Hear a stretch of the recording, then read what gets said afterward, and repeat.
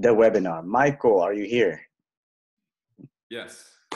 Beautiful, Michael. Michael, welcome to week 3 of Fighting Monkey.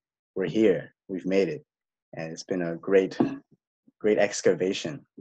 So, Michael, based on what you saw this week, what are some initial comments that you have? What are some things that you kind of saw or kind of feedback that you were giving to people? What were those things? Okay, thank you for asking.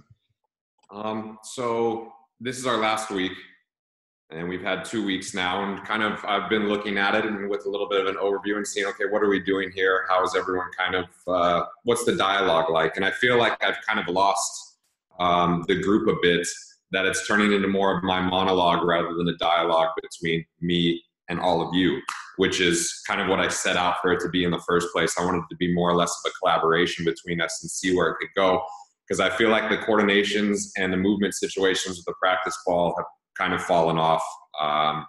And I kind of want to dig a little bit into this and kind of figure out why that is the case. Because let's say movement situations, for example, the first week with the practice ball, I offered that everyone find a variation that would be relevant to their context. And there really wasn't much engagement there. And I get it. Maybe it's too broad. It's too open. We haven't started really anything yet. So I thought, okay, it's too broad. So then the next week, I gave very explicit like instructions of like, this is what I want you to do. This is how many minutes I want you to do it for. And basically like laid out the whole thing for you. And still there wasn't that engagement there either. So, I have to think to myself, okay, it's just the practice ball. It's shit. Am I not communicating well? What's going on that we're not getting that engagement? Is it really that hard to find a partner? Is it really that weird to engage in a scenario like that? So these are questions I would kind of like to dig into a little bit, because it doesn't make sense to give you another task if it's kind of just turning out to be something that like, oh, well, like I hear what he's saying, I conceptualize it, but then we're really not going out and having an experience. And then so you're really left with no knowledge whatsoever at all, which doesn't make much sense as to why we would keep doing that. And it's the same thing with the coordination. I think everyone kind of understood the learning process and what I was pushing everyone to do. But then when it came down to it, I don't really see many people finding open space and jumping around and freely swinging their arms and kind of going for it. So again, I kind of want to figure out there, like, what's going on? Like, why would that be such like a leap or such a jump to be proposing that we go do those things? Because the few people that did put on the music and felt it, like I was watching the videos and I was getting inspired by them. The pattern didn't have to be perfect. They were feeling it and they were going for it and like willing to go hop around and not feel like if they were like fragile, that they couldn't be like flailing their arms or bouncing up and down and pulsing their whole body. And that's kind of what we were looking for. And I just don't feel like it's happening so much. So I think the zero form actually, like I think that went over the best, but it's kind of sad because zero form, you're not really moving, and it's very much like it makes sense to everyone. I just stand. Okay, I stand and I don't really move. So, I mean, I feel like that's kind of a win and a loss at the same time. So that's kind of my initial thoughts of like the past 2 weeks and how things have been going. I don't feel as if maybe I've done a good enough job or the dialogue is not there between us. So this would be something interesting to look into. Like, why would the movement situation with the practice ball, is it just not interesting? Same thing with the coordinations. Why would it be weird to like put on the music and jump around and try to figure this kind of complex thing out? Because I mean, we're all movers, right? And this is movements, like having a dialogue with a partner. Like you're going out and you're meeting the world. You're not like staying inside and thinking that you're going to give the same speech every time you go outside or meet the same people every time you go outside. So like, what is the training that you're doing preparing yourself for if you don't feel as if you can go out and exchange with people or be like jumping around and feeling a little bit free in your body? Would it be the case, going further, for the people who did share, well, what are some thoughts that you can share there? And also, for the people who may have been practicing, but they didn't share, what would be some commentary that you could offer on that? I thought that like I appreciate everyone sharing. It's awesome. I think I watch all the videos, at least anything that's like popping up. I'm checking the feed, so I'm super into it. Watching how the dynamics are going on. It's more or less the partner with the ball that I'm watching more than actually the person who's reacting to the ball, because that is the hardest part, is getting someone who's able to offer you something interesting to where it just doesn't become some boring or annoying task and you actually feel as if you're getting pushed a little bit in your movement capabilities. That is one of the hardest things about the practice ball, is that we're not really like engaging with someone in a way with the person with the ball is more important than the person who's doing the moving, so to speak. So you are the instructor at that point. You are offering them, and then at the same time watching them and going, okay, they don't want to go there. Let me see if they can go there. Like, what about this is like a little bit off? Like, maybe they need to start moving the arms more. Like, they're not moving, their head is stuck. Like, are their spine stuck? Okay, well, how can I swing the ball in a way to where like they start moving their spine how I want them to move their spine? And I feel like this is much more interesting than having them do some type of exercise to open up their spine, right? Because at the same time, it is an exercise to open up their spine, but it's in a playful way where you're engaging with another person. And I found that these scenarios, this is how you really get people on board. Like the seniors and the kids are very good litmus tests to see if what you're doing is where people are going to be interested. Because a senior, an old person, they're over it.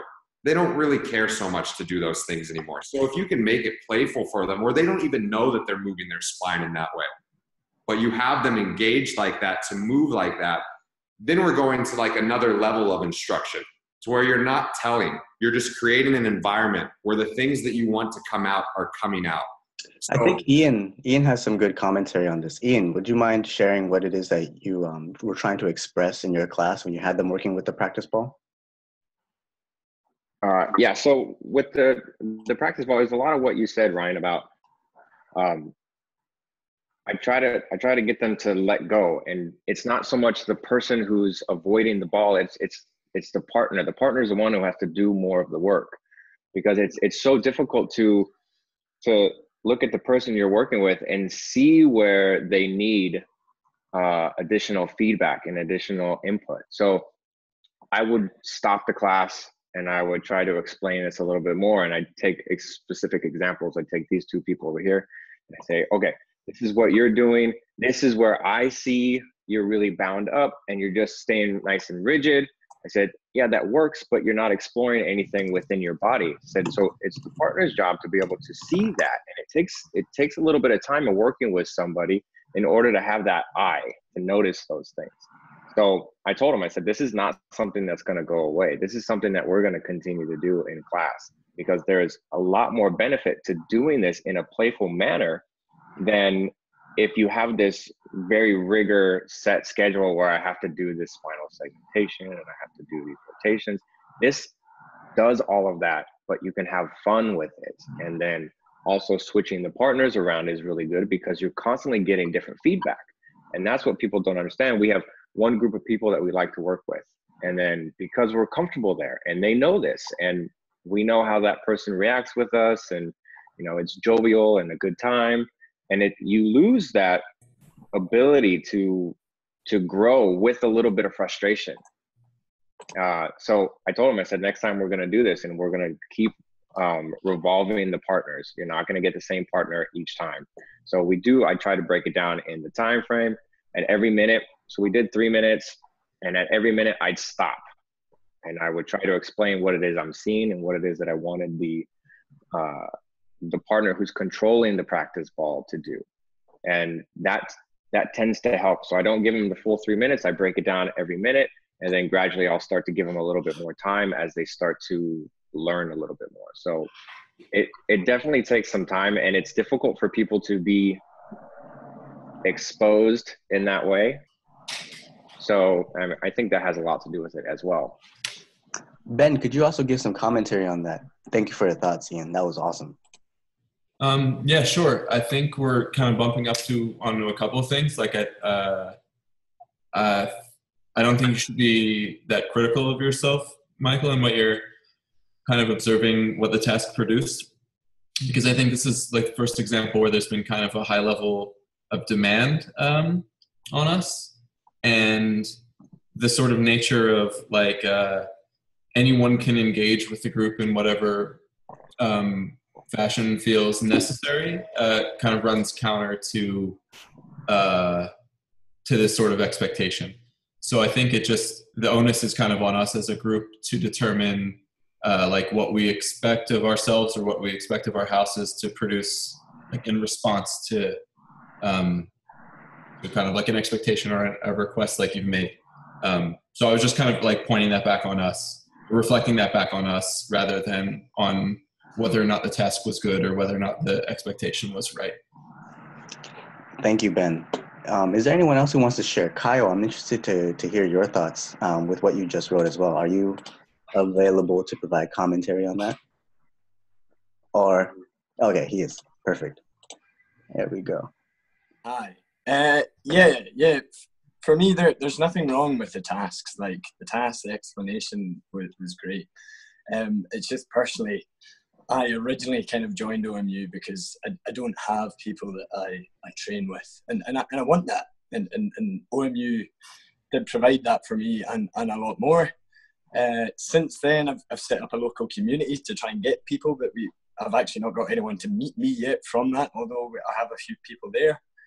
And just as a result, I felt guilty that I couldn't participate, and then that just kind of built up in me to lose a bit of interest. And it was nothing against the task. It was just, it hit a soft spot basically for me, is not having someone to train with and being told how much of an inconvenience was it to do so. It played on me mentally, just on a weak point for me. So that's where I was at. Thank you for sharing that. And lovely child, as always. Giga is going to share next. Yes. Right. So I was having this conversation a little bit behind the scenes with Ian, and even I talked a little bit with Michael when I was posting, and he was like giving me so much like great feedback. I find like personally, like everybody's sharing a little bit, like the accountability and the participation in the group is definitely like our fault. Like I don't think it's any of the instructors because it's one of those things, like if you have the information, you've been exposed and you have that opportunity to learn from someone, I think it's either like take it or leave it, or do or you don't, in terms of like, that's what we're here for. We're here to get exposed to new content, new movement practice, new experience. So to see, like John even mentioned before, to see if it suits our practice, right? Try it. If it doesn't suit, that's fine. Move on, but at least you got exposed. Sometimes I've noticed with the community, my personal experience, like watching since the beginning and try to participate as much as I can, is that when the task is break down in easy steps and is very doable and nobody's gonna look bad in front of the camera, everybody posts it. The engagement, it's amazing. If it's like, okay, do this, like John plays, tap here, tap there, 3 directions, easy task. Everybody filmed it. Now I see Ryan ask for his test. It's a little bit more complex. You look a little bit funky. It takes more of your brain to perform. Nobody performs. Why? Because you're going to look goofy in front of the camera. You never practice those movement scenarios. Your body never been exposed unless if you're a dancer. So it's going to take some time to come up with the coordination. But that's the point. Look goofy. Have the beginner's mindset. I couldn't even speak English. See all these books I've learned, I read it, I work my butt off. So stop pretending that, you just want to do the easy stuff. Do the hard stuff, look goofy. Everybody's going to support your practice. Everybody's here to make you grow. So please guys, like let's put more video out there. Let's practice. I work as a superintendent. I do my tasks in my building. So what? I don't have a fancy gym.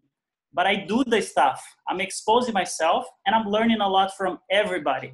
So please, more participation, get your butt, like get your feet wet, practice. Like Michael is a great instructor and I feel we're letting him down because he feels that it's his fault we're not performing. No, it's your fault because you don't want to look bad in front of the camera.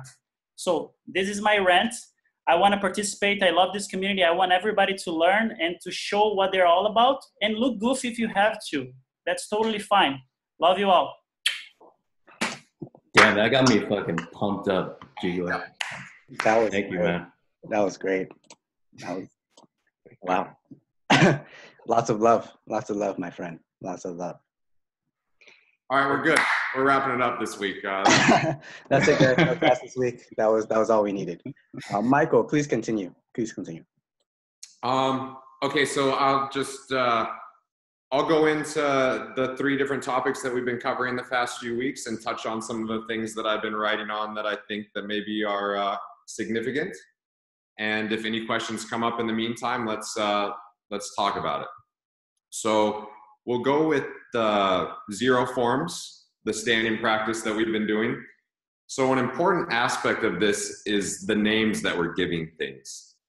And a line that gets repeated a lot in Fighting Monkey is go beyond name and form. And we want to get to the origin. We want to look back on the anthropology of where a lot of these practices have come from. So for instance, a lot of people would look at maybe the videos you're posting and say, oh, they're meditating. Or this would be a way that you would articulate it to someone if you wanted them to understand maybe what it is more or less you are doing. But we kind of want to stay away from terms like that because now there's an expectation and it's almost as if we have figured out what we're doing. So we're losing the mindset as if we have to explore and that there's uncharted territory there.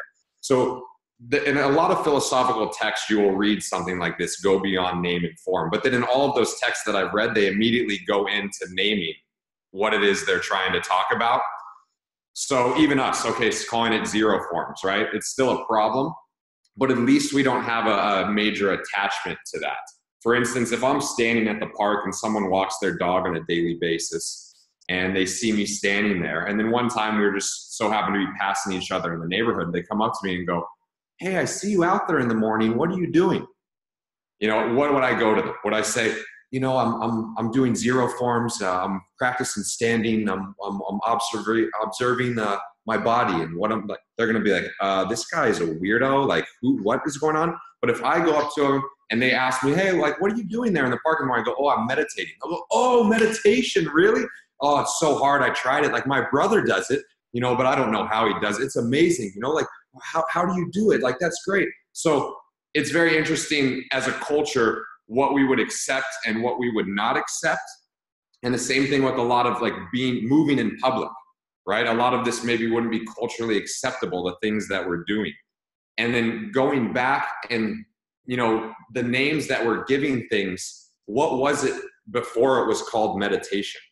This would be an interesting thought to have. Maybe this wasn't even a practice that people would do as a practice in and of itself. Maybe meditation was like a quality of mind, that you had to like walk through the forest with a certain amount of attention to detail, with a certain amount of observation, that every step had to be well placed and making sure that you're not stepping on something or making sure you're not making loud noises so someone else wouldn't hear you. So this is a quality of how you're moving, how you're moving through the world, the mindset, the attention to detail you're bringing what you're doing. Because it's also very important to mention that if what we're practicing does not somehow carry over or infiltrate into our daily lives, it might be meaningless. So we want what the observations and what you're garnering from standing practice to be infiltrating into your everyday life. So I'm taking that information I'm getting and I'm using that when I'm walking down the street or doing the dishes or at the cafe sipping coffee, whatever it is. And that's when the practice becomes really relevant. So I would challenge everyone with what they're doing, ask themselves what came before it was named this? What was it before we gave it this name? What was the origin? What was the anthropology of this practice that I'm doing? And you can get into some very interesting things there. And you can see, okay, this is what it kind of gets down to. Here are the underlying principles. Rather than getting stuck on a practice itself and maybe all the dogmatic beliefs that would go along with that practice. I'd rather you get down to the bottom of it. And what is this really that we're doing? So that's kind of my last little rant on 0 forms. The task that I would give for 0 forms this week as a final would be one time 30 minutes with your eyes open and one time 30 minutes with your eyes closed.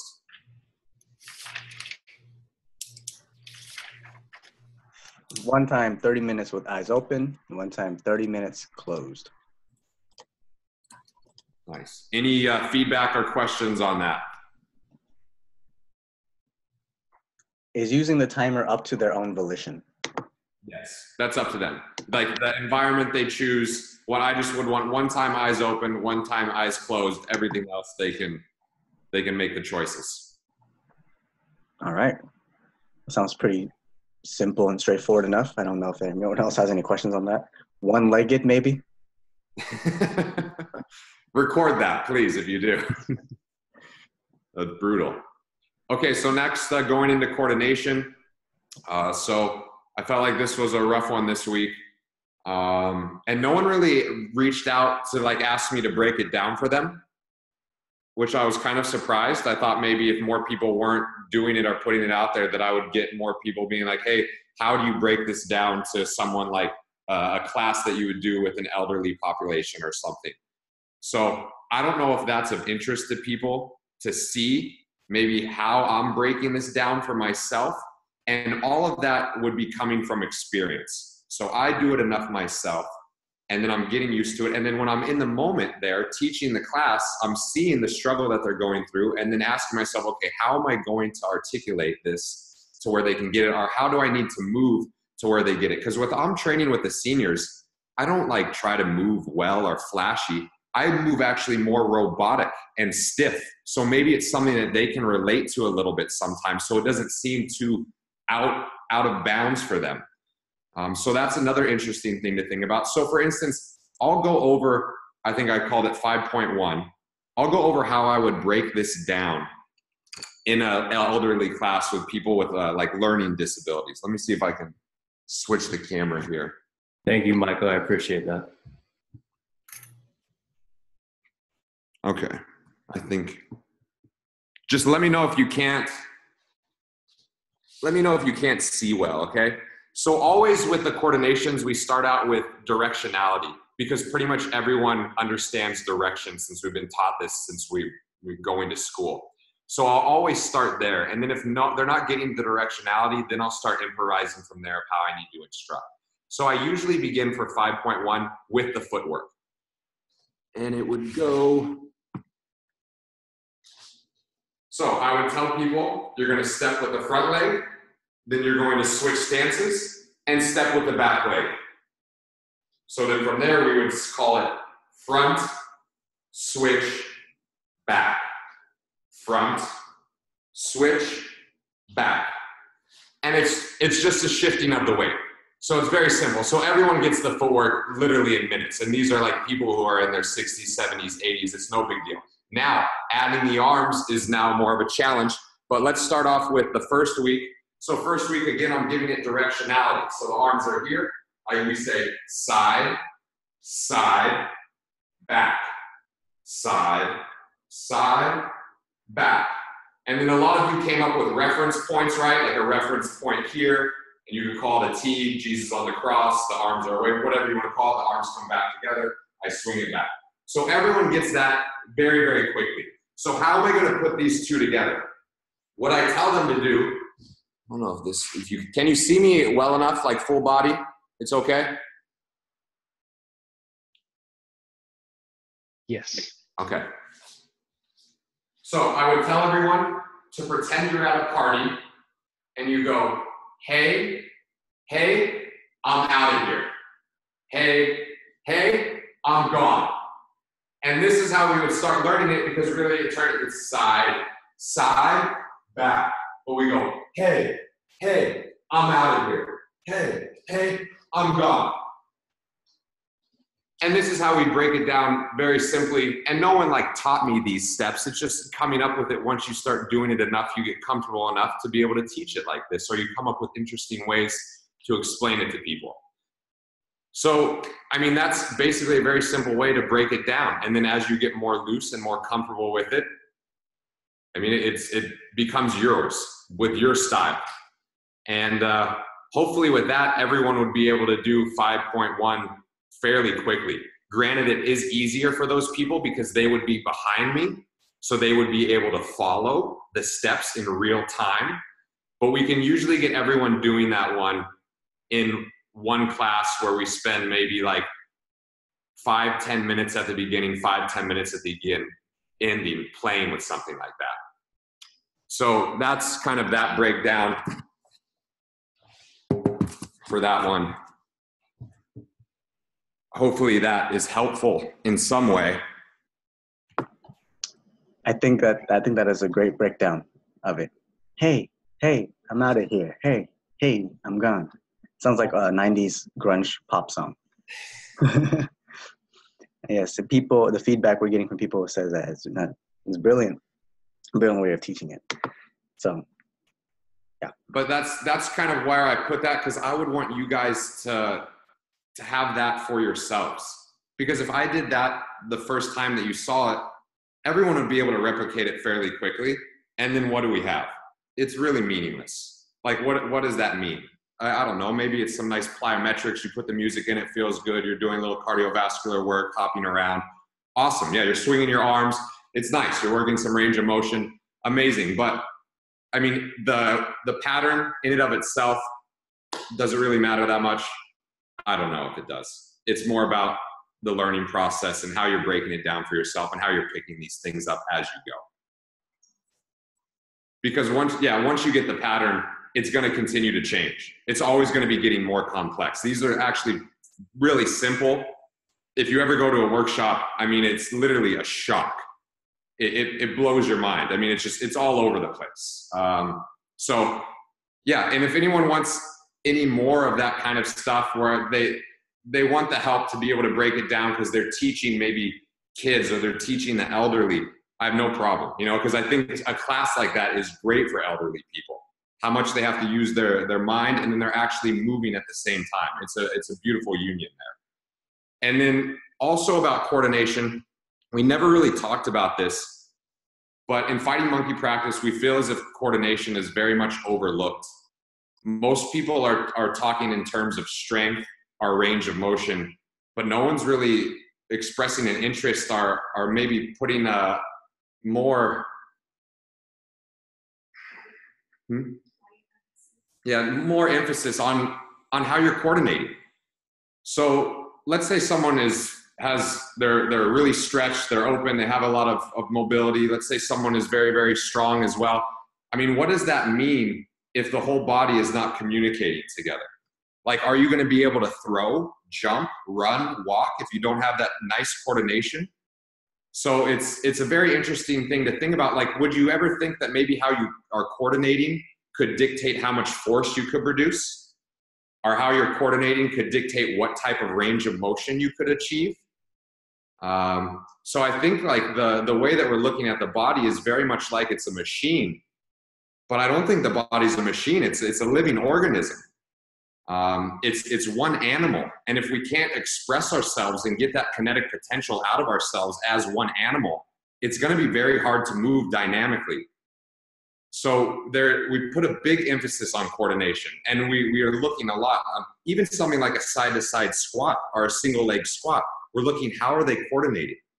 If you go down into a squat and you eat up all of your ankle dorsiflexion right away, and then you go immediately into your hip mobility, you're not coordinating your joints properly. You're just gonna smash, you're gonna hit a wall because you went to your maximum, and then you're gonna go and hit another wall and go to your maximum. But if you can coordinate these joints where you're using up your mobility relative to each other, this could turn into a more harmonious movement, and you could actually achieve more range of motion because of that. So it's a very interesting thing to start thinking and having a look on, is how someone coordinates. I definitely would, for instance, okay, we did some training with the high school team, and we have now new freshmen coming on, and these girls are tiny girls, maybe like 5'1", I don't know, 75, 80 pounds maybe.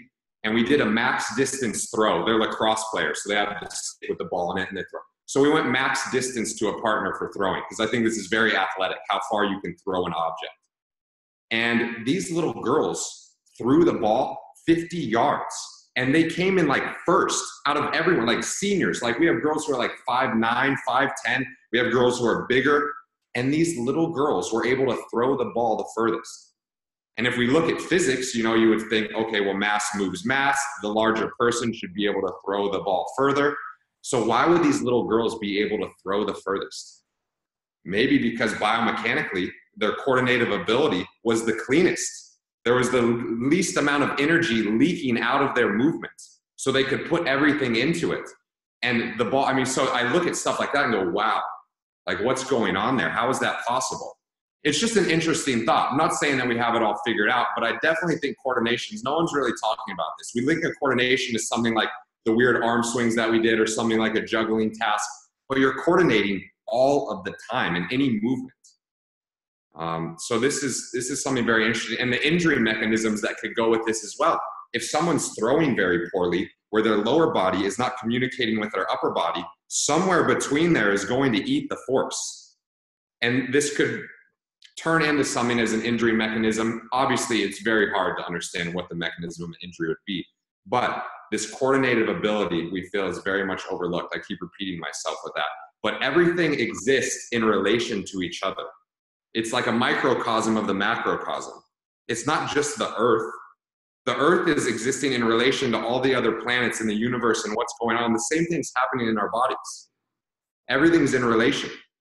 So I think reducing it down to a more simplified thing to where it's like a machine, or like parts of a machine that are like put together. We've always been one organism. In no time were we like parts that were subsequently put together to form a whole. We've always been one. And we need to start moving and maybe treating ourselves as if we're one. That's crazy.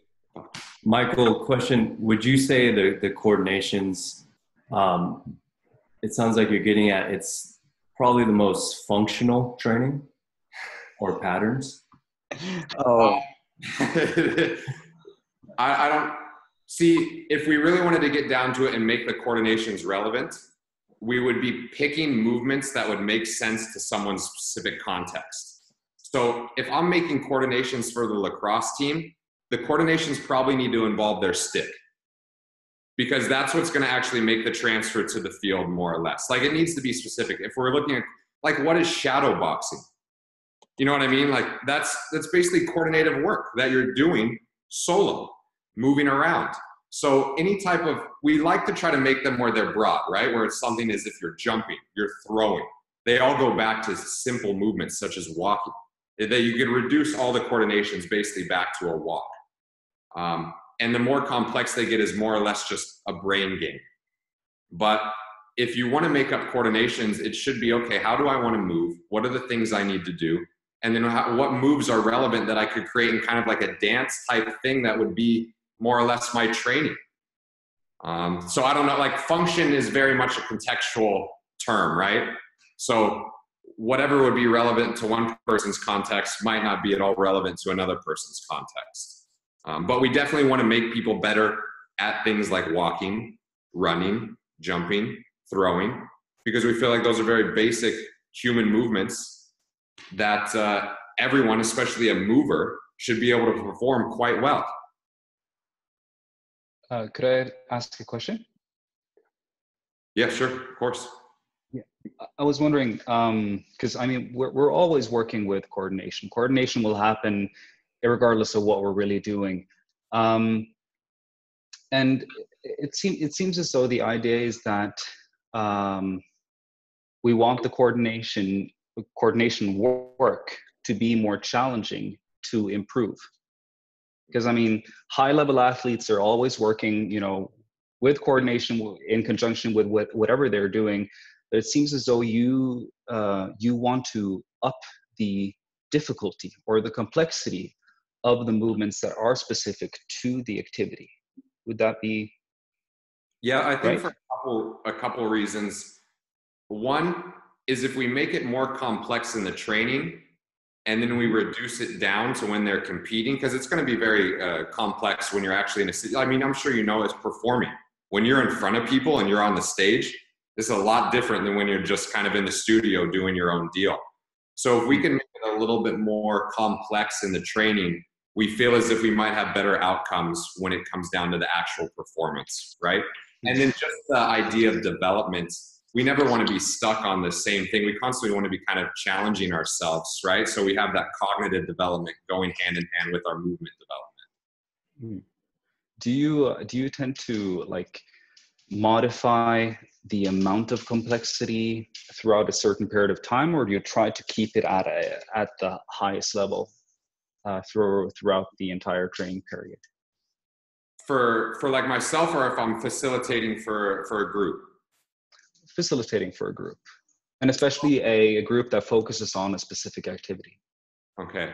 So it really comes down to the engagement of the group. Like we end up working on different things from time to time. So let's say like a group is not a good team. It might become a task in which it becomes a communication task where we see if certain leaders of the group can go and help maybe weaker portions of the group and raise them up a level. And it becomes not even about the coordination task at all. It's whether or not they can communicate and come together. Whereas other groups, let's say they're picking it up very quickly, then I'm pushing it to see how far can I take this as far as like movement complexity is concerned. Like in how quickly can they pick it up? What's the least amount of information I can give them? Like basically what kind of distress can I cause them, but then still be able to keep it going?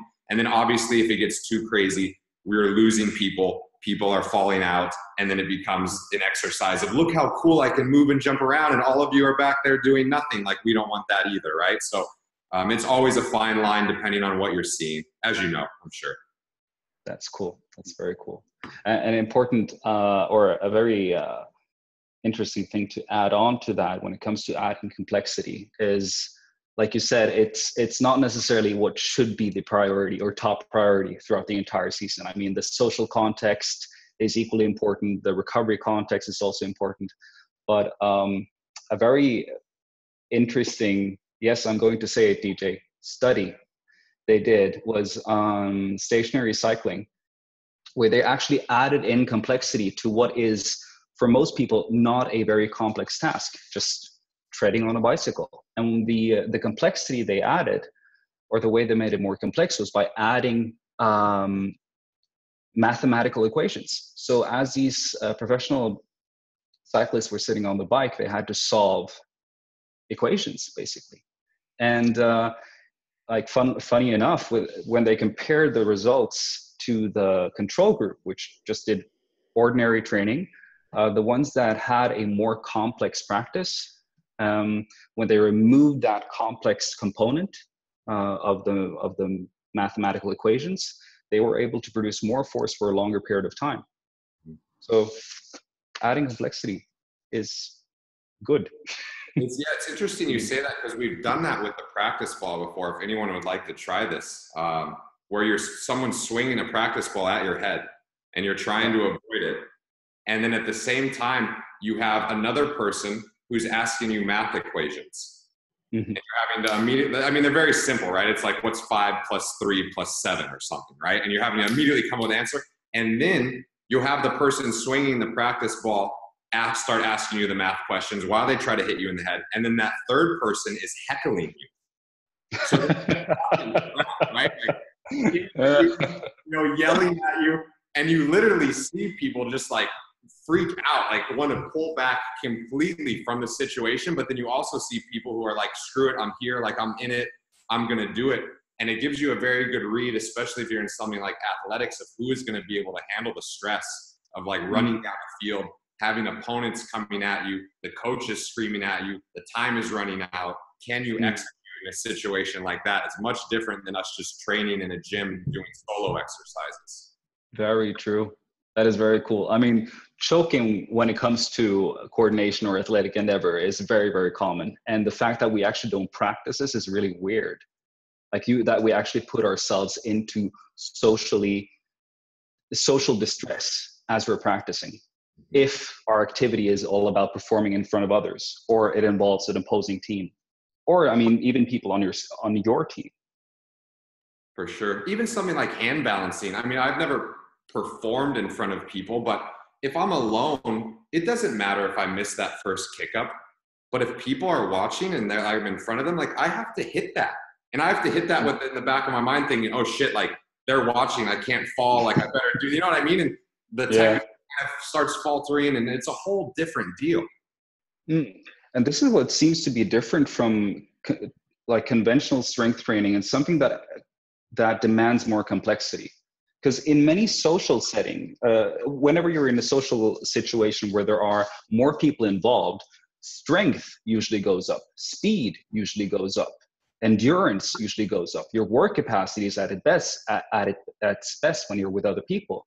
When it comes to movement that demands more coordination, whenever there are people around you, it tends to suck a bit more. So, and that's what's so interesting about what you're saying right now, and the fact that we're actually training this within OMU.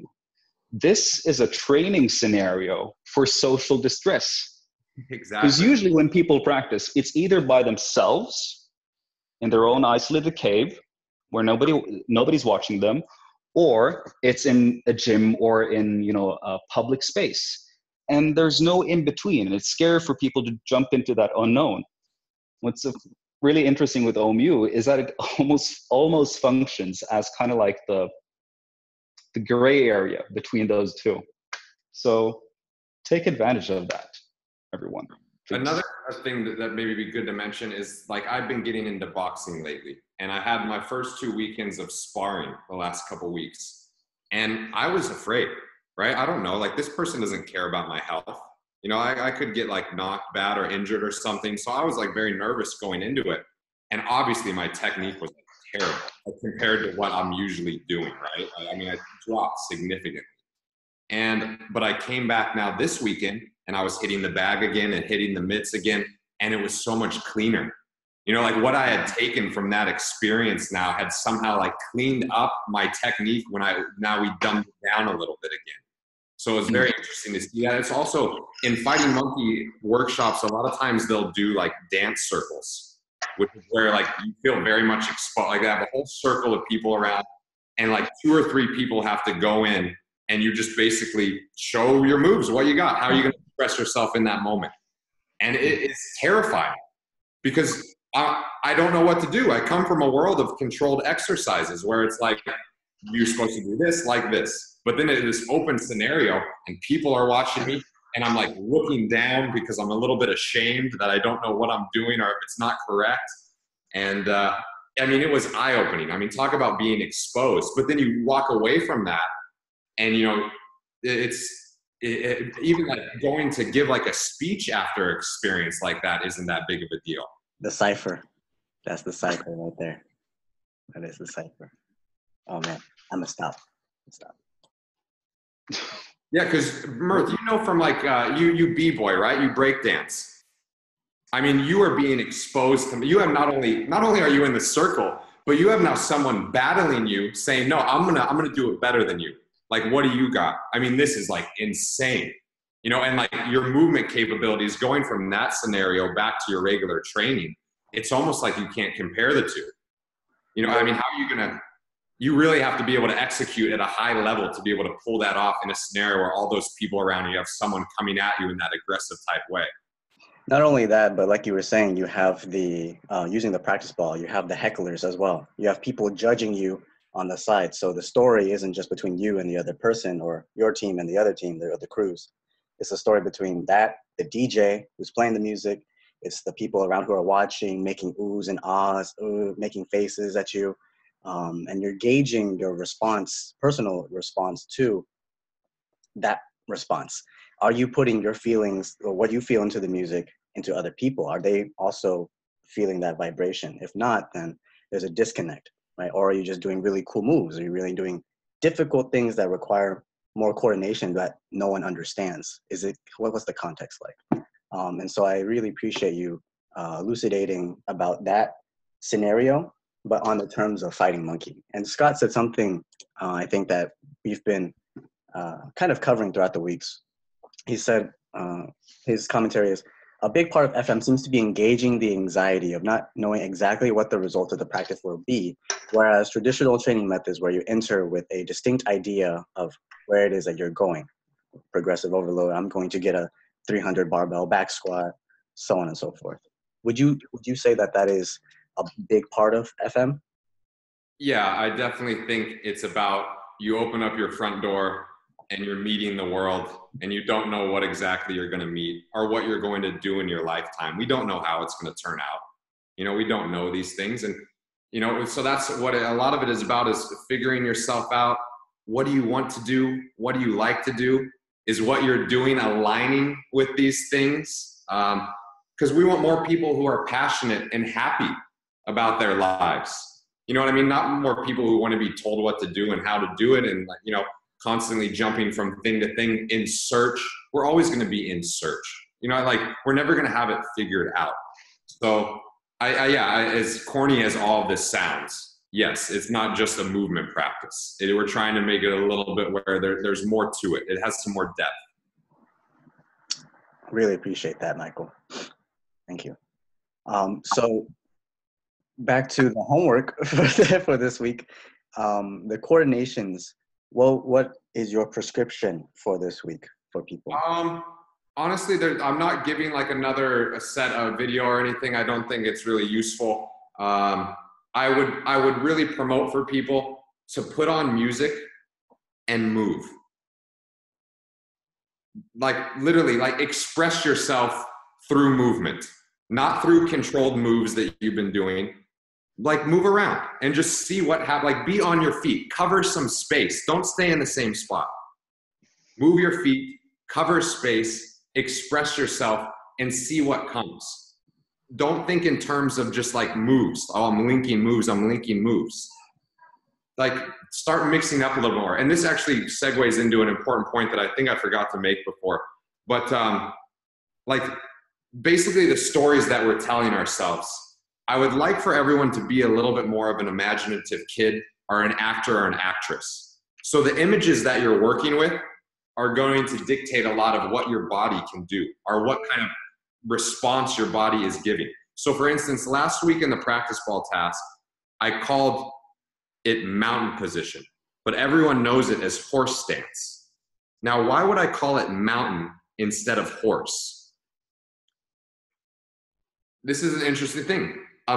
Saying mountain, because if you're in the position, you look at it, it's very much like a mountain. Like your feet are here and it comes up and you are the top of the mountain. So it's very much like a mountain position. The same way as very much as like someone who's riding a horse. Now, to us, we think mountain would be more potent because how long does a mountain stay for? What is the lifetime of a mountain? What is the lifetime of a horse? What does a mountain produce? Precious metals, minerals. It is a place where there's a lot of resources to be had. And then what does a horse produce? So just having images, like we should have a library of images that are attuning us in certain ways. And we should be shuffling through these all the time. And I think we're very much overlooking this part. Again, treating ourselves as if we're machines and mechanical. We have this amazing imagination to be putting ourselves in different scenarios. And our body will attune to that. So be a little bit more of a kid. Be a little bit more of a performer. What kind of mindset do you have going into the things that you're doing? So the more you can play with this, I think the better your practice will be. And if you want to look a little bit deeper into, it kind of covers more like biomechanical stuff, but there's a term idiokinesis. I believe this comes from the dance world, where they were helping dancers with injuries and whatnot. And there's some very good images to be played with from this practice of idiokinesis. There's some good books that I could recommend. I don't know if I have it here. Yes, there it is. This is not a bad book. Can you see? Okay. But this would be a good place to search because I would like you to be playing with a ton of images when you are practicing yourself. And then also, as a lot of you are instructors, you can basically give someone an image that would hopefully manifest as some type of feeling or movement. So this can be very potent in one's practice. And I think it should be played with more. It doesn't have to be, oh, I need to go find what someone is cueing another person on. I mean, you could really come up with amazing images for yourself that are really relevant to you and your background and your story, and your body will now attune differently. Usually first day of training with teams, I will ask them to walk with dignity. And then I will ask them to walk as if they have no self-confidence and don't want to talk to anyone. And you see two different bodies in this situation. So how are we walking around? How are the thoughts that we're thinking manifesting in our physical selves? This is very interesting to think about. Because can you show the book one more time before you continue? Inside Motion by John Rolland. It's an old school one. I don't know. You can maybe find it on Amazon or something.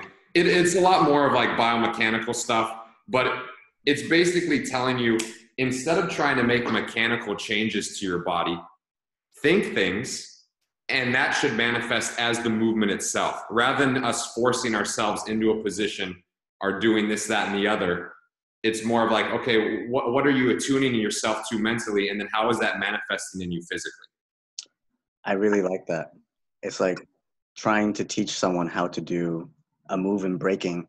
If you were to imagine that as a book, like a step-by-step tutorial written out, it'd be very difficult to encapsulate everything. Whereas if you just gave someone an image of this is what it looks like, it's much easier and you're more able to coordinate. So I really appreciate that. Yeah, and then maybe There's people in a little bit too, right? Because you're not closing down the world for them so much. Like that's their image. So then you see how it manifests through them, instead of being like, no, like you place your hand right here and then your head's supposed to go here. And like, so, and maybe that can come later if you're really looking to clean some up and have them for a specific thing. But I would promote for everyone to start playing with images, put on some tunes or no tunes, whatever you want to do, and start moving around in space and just seeing what comes. It's a beautiful practice. It's very open. And if you can share it with people, this is even better, but it's very scary. I will not lie to you. That's the social distress. So the next thing after the coordinations, of course, is the usage of the practice ball. And what would be, after having listened to everybody today, sharing your personal thoughts as well, and seeing what happened in the last few weeks, what are the things that you're going to recommend for us to do today? Or just going to continue on with week 2, or something new, something perhaps more novel? What are your thoughts here? So I'm kind of changing course a little bit. I didn't plan to do this from the beginning, but I would like everyone to make 2 maps or 2 pizza diagrams, pies. So like something like this, right? Like a little diagram, like a pizza pie. And one of the maps is going to be how you're organizing your training. So what are you doing in your training? And you would indicate this by minutes. So maybe you break it down, you write down, okay, this is what I'm doing. And then you make a little pie of it in a week.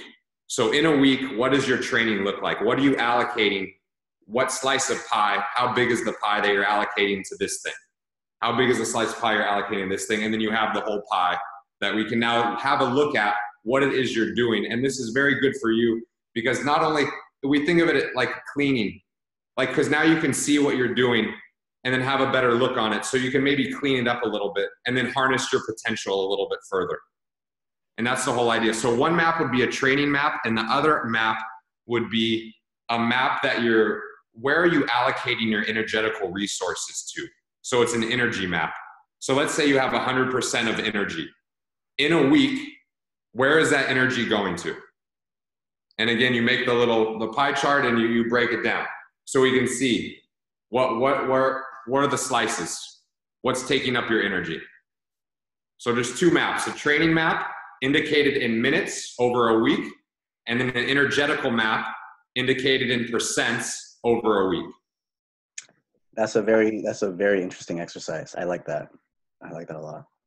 It'd be very interesting to get someone else's perspective on you as well. Like, what do other people think your training time is going towards or whatnot?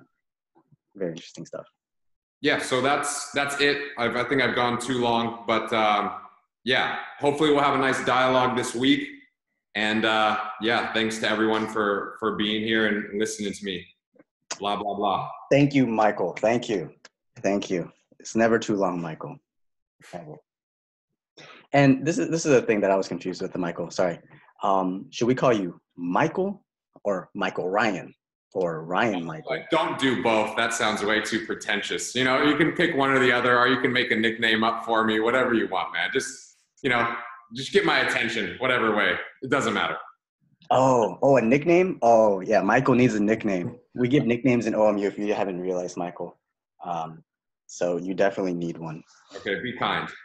We'll get one for you. But thank you, everyone, for attending today's webinar. We will adjourn.